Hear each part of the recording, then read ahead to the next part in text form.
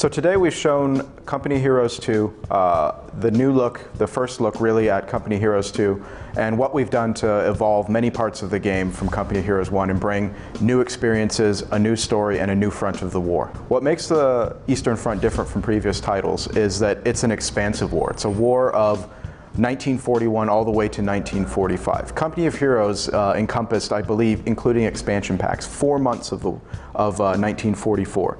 And so with the Eastern Front, we have a whole breadth of tactical battles to pull from and inspire everything from the gameplay to the visuals to the tonal field differences that make up Company Heroes 2. Well, Company Heroes 2 took a long time to bring to market because it takes a long time to make a Company Heroes game because of the level of quality that we aspire towards. We have to find something that inspires us in terms of fiction, which we found in the Eastern Front and the stories to tell there. And we have to come up with the gameplay and expanding on Company Heroes 1. And that takes time. That takes technology like Essence Engine 3.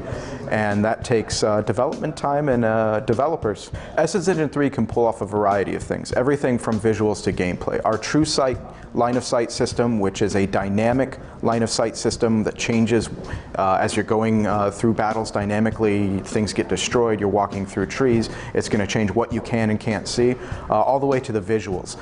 The animations of troops we're able to amp up and have more of, and better animations.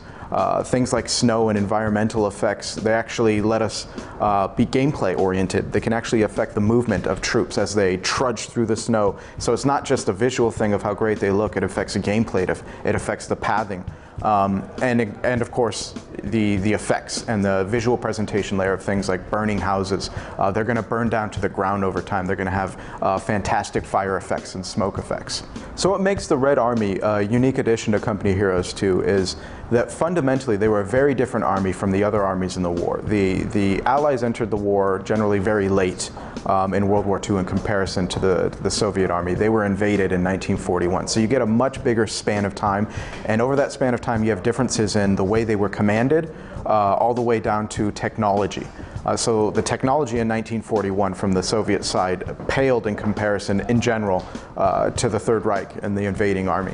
So all the way from 1941 until 1945, you saw the Soviets and the Third Reich kind of exchange hands as in who had technological advances that brought them new things to the battle. And that's something we're going to be portraying in the game.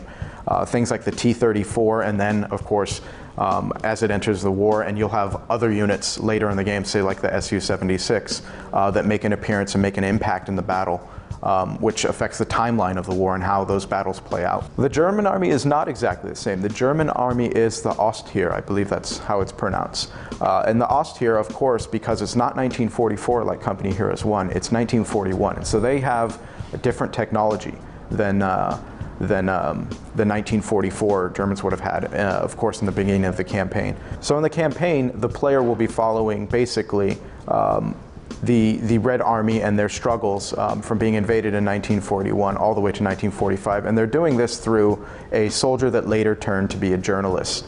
And so he's somebody who actually got to see from the beginning of the war all the way to the end, from battles across the span of World War II in the Eastern Front, which is actually a unique thing. There were not necessarily armies that lasted or even lived through the entire expanse of the war. And of course, there were battles going on at the same time in 2 places across this very big battlefield. So this is kind of a unique aspect that we really needed in order to tell the story of the campaign. And it's something that lets us bring the flavor of things that were happening in 1941 when the Soviet army was really kind of getting their tails kicked by the Wehrmacht, all the way to 1945 when they're barreling down the throat of the Germans as they move through Seelow Heights and the suburbs of Berlin. So I can't talk too much about multiplayer, but I can say that supply line is still an important feature in Company Heroes 2, and the idea of denying territory and denying supply from your enemy will be an important part of gameplay. You can always sneak around behind their captured territories, their captured victory points, and deny the supply that's granting them. So Company Heroes 2 is a PC game that will be released in 2013.